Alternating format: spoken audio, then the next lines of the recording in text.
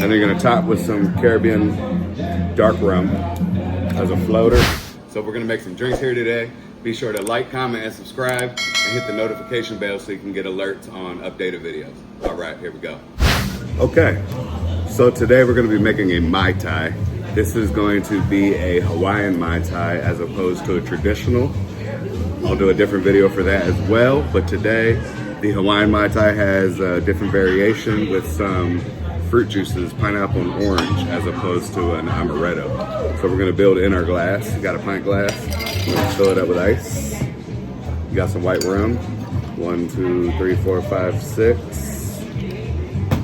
You got some triple sec orange liqueur, 1, 2, 3.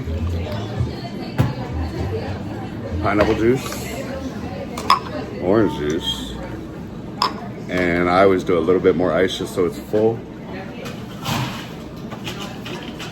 Otherwise the floater doesn't go as well. And you're gonna top with some Caribbean Dark Rum as a floater, and it gives it that nice layered effect. And then you're gonna garnish with an orange slice and a cherry. Big straw for a big drink.